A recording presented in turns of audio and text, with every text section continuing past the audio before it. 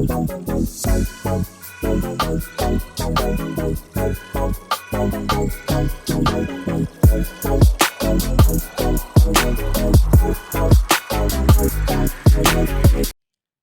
Good morning. Sumashree ಕಿಚನ್ಗೆ ಸ್ವಾಗತ. ಇವತ್ತು ಬೆಳಿಗ್ಗೆ 5:30ಇಂದನೇ ವ್ಲಾಗ್ನ ಶುರು ಮಾಡ್ಕೊಂಡಿದ್ದೀನಿ. ಇವತ್ತು ಬೆಳಿಗ್ಗೆ ಎದ್ದಿದ ತಕ್ಷಣ ಸ್ವಲ್ಪ ನಿದ್ದೆ ಮಂಪರು ಅಂತ ಅನ್ನಿಸ್ತಾ ಇತ್ತು. ಯಾರಪ್ಪ ಹೇಳೋರು ಅನ್ನೋ ಥರ. ಹೀಗಿದ್ದಾಗ ನಾನು ಆಚೆ ಬಂದು ಒಂದೆರಡು ರೌಂಡು ಓಡಾಡ್ಕೊಂಡು ಹೋದರೆ ನಿದ್ದೆ ಕಳೆಯುತ್ತೆ ಅಂತ ಹೊರಗಡೆ ಬಂದೆ. ಆಕಾಶ ನೋಡಿದ್ರೆ ಸನ್ರೈಸ್ ಆಯ್ತಿರೋದು ಎಷ್ಟು ಚೆನ್ನಾಗಿ ಕಾಣಿಸ್ತಾ ಇತ್ತು ನೋಡಿ. ಎದ್ದಿದ ತಕ್ಷಣ ನಮ್ಮ ಕೆಲಸ ಇರೋದೇ ಕಿಚನಲ್ಲಿ.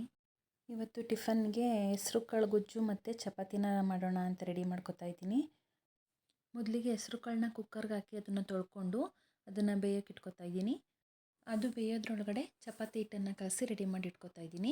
ಈ ಕಡೆ ಕುಕ್ಕರ್ ವಿಸಲ್ ಆಯಿತು, ಕುಕ್ಕರ್ ಕೂಡ ತಣ್ಣಗಾಗಿದೆ. ಗೊಜ್ಜು ಕೂಡ ರೆಡಿ ಆಯಿತು. ಚಪಾತಿ ಕೂಡ ಲಟ್ಟಿಸಿ ಬೇಯಿಸಿ ಎಲ್ಲ ರೆಡಿ ಮಾಡಿಕೊಂಡೆ. ಈ ಬೇಸಿಗೆನಲ್ಲಿ ತುಂಬ ಬಿಸಿಲಿರೋದ್ರಿಂದ ಬಾಡಿ ಹೀಟ್ ಆಗ್ತಾ ಇರುತ್ತೆ. ಅದರಿಂದ ಈ ಹೆಸ್ರು ಕಾಳು ಮೊಳಕೆ ಕಟ್ಟಿರೋದು, ಹೆಸ್ರು ಕಾಳು ಗೊಜ್ಜು, ಪಲ್ಯ, ಸಲಾಡು ಈ ರೀತಿ ಬಳಸ್ತಾ ಇದ್ದರೆ ತುಂಬಾ ಒಳ್ಳೆಯದು. ಈ ರೆಸಿಪಿದು ಫುಲ್ ವಿಡಿಯೋ ಬೇಕು ಅನ್ನೋದಾದರೆ ಕೆಳಗಡೆ ಲಿಂಕಲ್ಲಿ ಹಾಕಿರ್ತೀನಿ, ಒಂದು ಸಲ ಚೆಕ್ ಮಾಡಿ. ಮೋಹಿತ್ ಸ್ಕೂಲಿಗೆ ಹೋದ. ಅವ್ರು ಸ್ಕೂಲಿಗೆ ಹೋಗೋ ತನಕ ಒಂಥರ ಹರಿಬರಿ ಟೆನ್ಷನ್ ಅನ್ನಿಸ್ತಾ ಇರುತ್ತೆ. ಅವ್ರು ಹೋದ್ಮೇಲೆ ಸ್ವಲ್ಪ ರಿಲೀಫ್ ಅನಿಸುತ್ತೆ. ಸೋಮವಾರ ಊರಿನಲ್ಲಿ ಹಬ್ಬ ಇದೆ, ಊರಿಗೆ ಹೋಗಬೇಕು. ಅದಕ್ಕೆ ನಾನು ಇಲ್ಲೂ ಕೂಡ ಎಲ್ಲ ಕೆಲಸ ಮುಗಿಸಿ ಪೂಜೆ ಮಾಡಿ ಹೋಗೋದ್ರೊಳಗಡೆ ಅಂತ ಹೇಳಿ ಯಾವ ಕೆಲಸ ಇಲ್ಲಿಂದ ಶುರು ಮಾಡೋದಪ್ಪ ಅಂತ ಯೋಚನೆ ಮಾಡ್ಕೊತಾ ಇದ್ದೆ. ಮೊದಲು ವಾಕ್ ಮುಗಿಸ್ಕೊಂಡು ಬಂದುಬಿಡೋಣ, ಗಂಡನ್ನ ಆಟ ಆಡಿಸ್ಕೊಂಡು, ಇಲ್ಲಾಂದರೆ ಅವ್ನು ಯಾವ ಕೆಲಸ ಮಾಡೋದಕ್ಕೂ ಬಿಡಲ್ಲ ಅಂತೇಳಿ ಪಾರ್ಕ್ಗೆ ಹೋಗ್ತಾಯಿದ್ದೀವಿ. ಪಾರ್ಕ್ನಲ್ಲಿ ಇವತ್ತು ಅವನು ಒಂದು ಟೆಡ್ಡಿ ಬೇರ್ ತೊಗೊಂಡು ಬಂದಿದ್ದ. ಅದಕ್ಕೆ ಪಪ್ಪಿ ಅಂತ ಹೆಸರು ಕಟ್ಟಿದ್ದಾನೆ. ಅವನ ಜೊತೆಲೇ ಏನು ಆಟ ಆಡ್ತಾನೆ ಅದು ಕೂಡ ಅದೇ ಥರ ಆಟ ಆಡಬೇಕು ನೋಡಿ. ಡಕ್ ಮೇಲೆ ಅದನ್ನು ಕೂರಿಸ್ಕೊಂಡು ಆಟ ಆಡ್ತಾ ಇದ್ದಾನೆ. ಡೈಲಿ ನಾವು ವಾಕ್ ಹೋದಾಗ ಅವನು ಪಾರ್ಕಿಗೆ ಕರ್ಕೊಂಡೋಗಿ ರೂಢಿ ಮಾಡಿಬಿಟ್ಟಿದ್ದೀವಿ. ಒಂದಿನ ಮಿಸ್ ಆದ್ರೂ ನಾವು ಬೇಡ ವಾಕ್ ಹೋಗೋದು ಇವತ್ತು ಏನೋ ಕೆಲಸ ಇದೆ ಅಂತ ಸುಮ್ಮನಾದರೂ ಕೂಡ ಅವನು ಸುಮ್ಮನಿರೋದಿಲ್ಲ, ಅಳ್ತಾನೆ. ಅದಕ್ಕೆ ಅವನಿಗೋಸ್ಕರನಾದರೂ ಒಂದು 5 ನಿಮಿಷ ಕರ್ಕೊಂಡೋಗಿ ಆಟ ಆಡಿಸ್ಕೊಂಡು ಬರ್ತೀವಿ.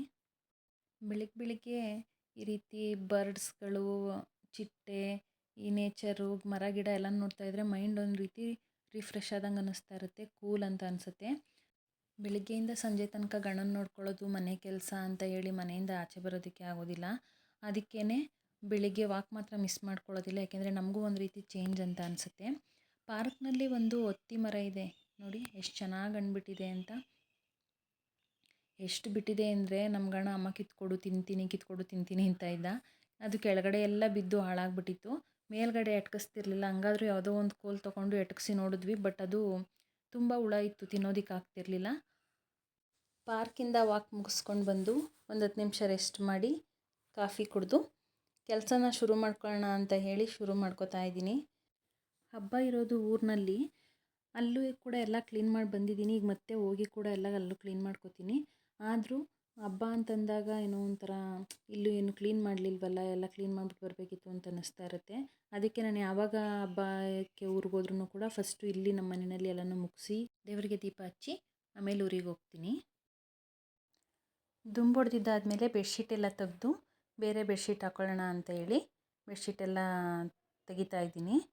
ನನ್ನ ಮಗ ಇದ್ದಾಗ ಯಾವ ಕೆಲಸ ಮಾಡೋಕ್ಕೂ ಬಿಡಲ್ಲ ನನಗೆ. ನಾನು ಬೆಡ್ಶೀಟ್ ಚೇಂಜ್ ಮಾಡ್ಕೊಳ್ಳೋಣ ಅಂತ ಬಂದೆ. ಈಗ ನಾನು ಹಿಂದೆನೇ ಬರ್ತಾನೆ ನೋಡಿ, ಅವನ ಕಾಟ ಹೇಗಿರುತ್ತೆ. ಗಣು ಎದ್ದೇಳು, ಗಣು ಹಾಗೆ ಮಲ್ಕೋಬಾರ್ದು, ಬೆಡ್ಶೀಟ್ ಹಾಕೊಂಡು ಮಲ್ಕೋಬೇಕು. ಕೇಳಿ ಅದು ಪಿಲ್ಲೋ ಕವರ್ಸು, ಪಿಲ್ಲೋ ಕವರ್ ಚಿನ್ನು. ಹೇಳಿ ಅಮ್ಮ ಗಣು, ಆಸಕ್ಕೆ ಆಗಲ್ಲ, ನೀನು ಇಳಿಲಿಲ್ಲ ಅಂದರೆ ಇಳಿ ಚಿನ್ನು. ಮಾರಮ್ಮ, ಬೇಗ ಬೇಗ ಕೆಲಸ ಮಾಡೋಣ. ನಿನಗೆ ಗೊತ್ತಾ, ಮತ್ತೆ ಬೇಗ ಬೇಗ ಹಾಕಿ.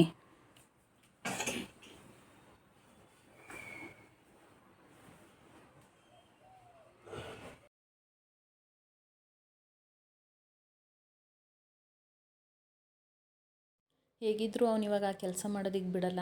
ಅದಕ್ಕೆ ಸ್ವಲ್ಪ ಕಿಚನಲ್ಲಾದರೂ ಕೆಲಸ ಮಾಡ್ಕೊಳ್ಳೋಣ ಅಂಥೇಳಿ ಕಿಚನಿಗೆ ಬಂದು ತೊಳೆಯೋ ಪಾತ್ರೆ ಎಲ್ಲ ಇತ್ತು, ತೊಳೆಯೋಕ್ಕಾಕಿ ಪಾತ್ರೆನ ತೊಳ್ಕೊಳ್ಳೋಣ ಅಂತ ಬಂದೆ. ನಾನು ಪ್ರತಿದಿನ ಮನೇಲಿ ಮಾಡೋಂಥ ಕೆಲಸಗಳನ್ನೇ ನೀಟಾಗಿ ಮಾಡ್ಕೊಳ್ಳೋದಕ್ಕೆ ಬಿಡಲ್ಲ. ಯಾವಾಗಲೂ ನಾನು ಹಿಂದೆನೇ ನಿಂತಿರ್ತಾನೆ, ಅಮ್ಮ ಎತ್ಕೋ ಅಂತ ಹಿಂಸೆ ಕೊಡ್ತಾ ಇರ್ತಾನೆ. ಅಂಥದ್ರಲ್ಲಿ ಇವತ್ತು ಸ್ವಲ್ಪ ಕೆಲಸನ ಜಾಸ್ತಿ ಇಟ್ಕೊಂಡಿದ್ದೀನಿ. ಅದೆಷ್ಟು ಕೆಲಸ ಮಾಡೋದಕ್ಕೆ ಬಿಡ್ತಾನೋ ಗೊತ್ತಿಲ್ಲ, ಎಲ್ಲ ಕೆಲಸನೂ ಅರ್ಧಂಬರ್ಧ ಮಾಡಿಸ್ತಾನೆ. ಏನು ಕೆಲಸ ಮಾಡ್ತಿದ್ರು ಅಮ್ಮ ನಾನು ಮಾಡ್ತೀನಿ, ಈ ಕೆಲಸ ನನಗೂ ಬರುತ್ತೆ, ನನಗೂ ಗೊತ್ತು ಅಂತ ಮಾಡೋದಕ್ಕೆ ಬರ್ತಾನೆ. ನಾನು ಎತ್ತಿಡ್ತೀನಿ, ನೀವು ಇಷ್ಟು ಕೆಲಸ ಮಾಡಿಕೊಟ್ಟಿದ್ದೀರಲ್ಲ ಸಾಕು. Thank you so much Ganu. Love you. Thank you. ಮಕ್ಕಳಿಗೆ ಸ್ಕೂಲು ಮನೇಲಲ್ವೇ ಅಂತ ಹೇಳ್ತಾರಲ್ಲ, ಆ ಮಾತು ಎಷ್ಟು ನಿಜ ಅನಿಸುತ್ತೆ. ನಮ್ಮ ಮಕ್ಕಳನ್ನ ನೋಡಿದಾಗ ನಮ್ಮ ಮಕ್ಕಳು ನಾವು ಮಾಡೋದ ರೀತಿಯೇ ಮಾಡ್ತಾ ಇದ್ದಾರಲ್ಲ, ಇಷ್ಟೊಂದು ಗಮನ ಕೊಟ್ಟು ನೋಡ್ತಾನ ಅಂತ ಅನ್ಕೋತಾ ಇರ್ತೀವಿ. ನಾವು ನಮ್ಮ ಮಕ್ಕಳಿಗೆ ಏನೂ ಗೊತ್ತಾಗಲ್ಲ, ಅವ್ರು ಇನ್ನೂ ಚಿಕ್ಕವರು, ಏನೂ ಅರ್ಥ ಆಗಲ್ಲ ಅಂತ ಅಂದ್ಕೊಂಡಿರ್ತೀವಿ. ಬಟ್ ನಮ್ಮ ಮಕ್ಕಳು ನಾವೇನು ಕೆಲಸ ಮಾಡ್ತಾ ಇರ್ತೀವಿ, ನಾವು ಹೇಗೆ ಮಾಡ್ತೀವಿ, ಯಾರನ್ನು ಯಾವ ರೀತಿ ಟ್ರೀಟ್ ಮಾಡ್ತೀವಿ ಎಲ್ಲನೂ ನೀಟಾಗಿ ಗಮನ ಕೊಟ್ಟು ನೋಡ್ಕೋತಾ ಇರ್ತಾರೆ. ಮಕ್ಕಳು ನಾವೇನು ಹೇಳ್ತೀವಿ ಅದನ್ನು ಕೇಳೋದಿಲ್ಲ, ನಾವೇನು ಮಾಡ್ತೀವಿ ಅದನ್ನೇ ಮಾಡ್ತಾರೆ ಅಂತ ಯಾವುದೋ ಒಂದು ಬುಕ್ಕಲ್ಲಿ ಓದಿದ್ದೆ. ಬಟ್ ಇವತ್ತು ನನ್ನ ಮಗ ಮಾಡಿದ ಕೆಲಸ ನೋಡಿದಾಗ ನನಗೆ ಹೌದಲ್ವಾ ಆ ಮಾತು ಎಷ್ಟು ನಿಜ ಅನ್ನಿಸ್ತು. ನನ್ನ ಮಗ ನಾನು ಯಾವ ರೀತಿ ಬೆಡ್ಶೀಟೆಲ್ಲ ಹಾಕಿ ಪಿಲ್ಲೋಸ್ ಎಲ್ಲ ಜೋಡಿಸ್ತೀನೋ ಡೈಲಿ ಅದೇ ರೀತಿ ಜೋಡಿಸಿಟ್ಟಿದ್ದ. ನನಗೆ ಬಂದ ತಕ್ಷಣ ಹಬ್ಬ ನನ್ನ ಮಗ ಇಷ್ಟೊಂದು ಅಬ್ಸರ್ವ್ ಮಾಡಿದ್ದ, ನನ್ನ ನಂತರನೇ ಜೋಡಿಸಿದಾನಲ್ಲ ಅನ್ನಿಸ್ತು. ಒಂದು ಕಡೆ ಖುಷಿ ಆಯಿತು, ಇನ್ನೊಂದು ಕಡೆ ಮಕ್ಕಳು ಬೆಳೆದ್ಬಿಟ್ರಲ್ಲ, ಎಲ್ಲ ಅರ್ಥ ಮಾಡ್ಕೋತಾರಲ್ಲ, ನಾವೇನು ಗೊತ್ತಾಗಲ್ಲ ಅನ್ಕೋತಿದ್ವಲ್ಲ, ಇಷ್ಟು ಬೇಗ ದೊಡ್ಡವನಾಗೋದ್ನಲ್ಲ ಅಂತ ಅನ್ಕೋತಾ ಇದ್ದೆ. ನೋಡಿ ನಾನು ಮಿಷನ್ಗೆ ಹಾಕ್ತೀನಿ ಅಂತೆಲ್ಲ ತೆಗ್ದಿಟ್ಟಿದ್ದೆ, ಅವನು ಎಲ್ಲ ತೆಗ್ದು ಹಾಕ್ತಾ ಇದ್ದಾನೆ, ನಾನೇ ಹಾಕ್ತೀನಿ ವಾಶ್ಗೆ ಅಂತ.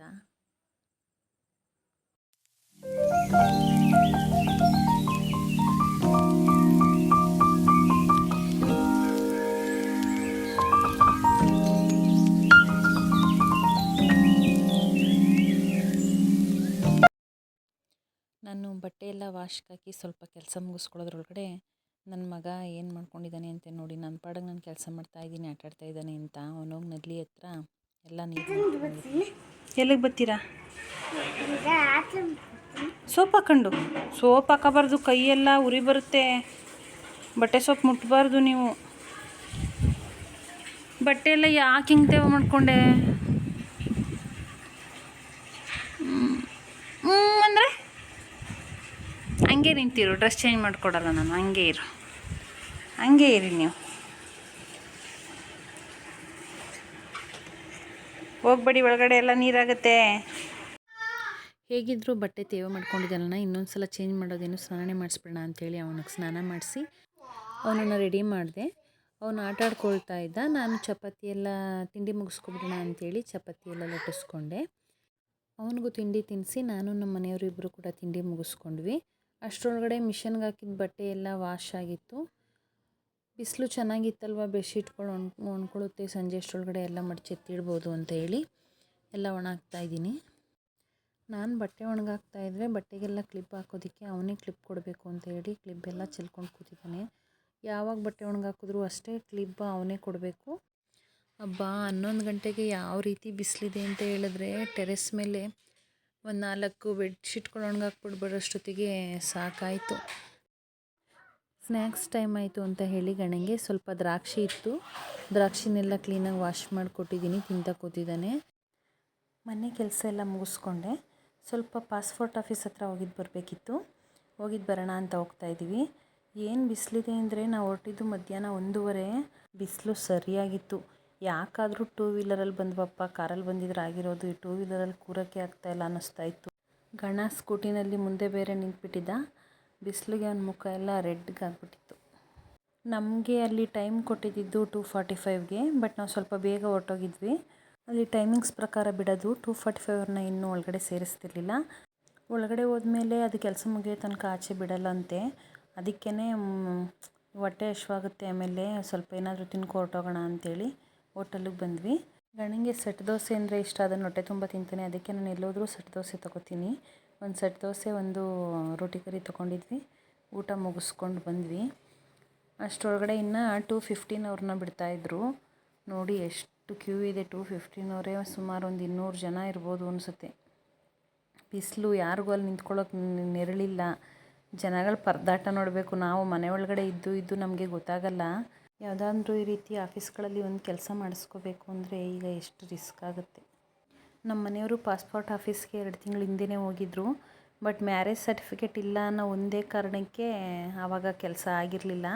ಯಾವುದೋ ಒಂದು ಅಪ್ಲಿಕೇಶನ್ ತೊಗೊಂಡು ಬಂದಿದ್ದರು ಮ್ಯಾರೇಜ್ ಸರ್ಟಿಫಿಕೇಟ್ ಬದಲಿಗೆ. ಇವಾಗ ಅದನ್ನು ಫಿಲ್ ಮಾಡಿಕೊಟ್ಟಿದ್ವಿ. ಗಣು ಟಚ್ ಮಾಡ್ಕೊ, ಅಪ್ಪ ಕರೆದಾಗ ಹೋಗೋಣ. ಟಚ್ ಮಾಡಲ್ಲ.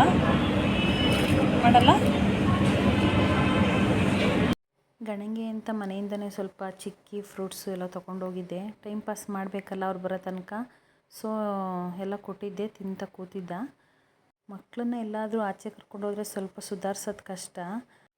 ಬಟ್ ಇವತ್ತು ಅವನು ನಾನು ಅಂದ್ಕೊಂಡಿದ್ದಷ್ಟು ಏನು ಹಿಂಸೆ ಕೊಡಲಿಲ್ಲ. ಅವ್ನ ಪಾಡಿಗೆ ಅವನು ತಿಂಡಿ ತಿಂದ್ಕೊಂಡು ಏನೇನೋ ಹೆಲ್ಮೆಟ್ ಹಾಕ್ಕೊಂಡು ಆಟ ಆಡಿಕೊಂಡು ಅಲ್ಲಿ ಶೆಲ್ಟ್ರ್ ಇತ್ತು, ನೆರಳಲ್ಲಿ ಕೂತಿದ್ವಿ. ಸೊ ಆ ಕಡೆಯಿಂದ ಈ ಕಡೆಯಿಂದ ಆ ಕಡೆ ಓಡಾಡಿಕೊಂಡು ಟೈಮ್ ಪಾಸ್ ಮಾಡ್ತಾಯಿದ್ದ. ಇವಾಗ ಒಂದು ಸರ್ಟಿಫಿಕೇಟ್ ಇಲ್ಲ ಅಂದ್ರೂ ಯಾವುದಾದ್ರೂ ಒಂದು ಕೆಲಸ ಆಗೋದು ಎಷ್ಟು ಲೇಟ್ ಆಗುತ್ತೆ. ಇವಾಗ ಮ್ಯಾರೇಜ್ ಸರ್ಟಿಫಿಕೇಟ್ ಒಂದಿದ್ದಿದ್ರೆ ಕೆಲಸ ಎಷ್ಟು ಬೇಗ ಆಗಿರೋದು. ಅದಕ್ಕೆ ಫಸ್ಟ್ ಮ್ಯಾರೇಜ್ ಸರ್ಟಿಫಿಕೇಟ್ ಮಾಡಿಸ್ಕೋಬೇಕು.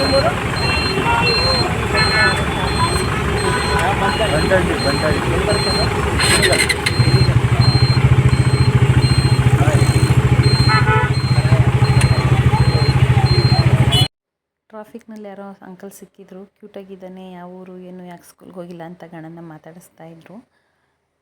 ಕೆಲಸ ಮುಗಿಸ್ಕೊಂಡು ಮನೆಗೆ ಬರೋಷ್ಟೊತ್ತಿಗೆ 7 ಗಂಟೆ ಆಯಿತು. ಮನೇಲಿ ಮೋಹಿತನ ಬಿಟ್ಬಿಟ್ಟು ಹೋಗಿದ್ವಲ್ಲ, ಅವ್ನು ಬೇಜಾರು ಮಾಡ್ಕೊಂಡಿರ್ತಾನೆ ಅಂತ ಹೇಳಿ ಸ್ನ್ಯಾಕ್ಸ್ ತೊಗೊಂಡು ಬಂದಿದ್ವಿ. ಎಲ್ಲ ಸ್ನ್ಯಾಕ್ಸ್ ತಿಂದರು. ಡಿನ್ನರಿಗೆ ಸಿಂಪಲ್ಲಾಗಿ ಅನ್ನ ರಸಮ್ ಮಾಡ್ಕೊಂಡಿದ್ದೆ. ಇವತ್ತಿನ ವ್ಲಾಗ್ನ ಇಲ್ಲಿಗೆ ಎಂಡ್ ಮಾಡ್ತಾಯಿದ್ದೀನಿ. ಈ ವಿಡಿಯೋ ನಿಮಗೆ ಇಷ್ಟ ಆಗಿದ್ದರೆ ಸುಮಾಶ್ರೀ ಕಿಚನ್ ಚಾನಲ್ನ ಸಬ್ಸ್ಕ್ರೈಬ್ ಮಾಡಿ, ಶೇರ್ ಮಾಡಿ, ಲೈಕ್ ಮಾಡಿ. Thank you.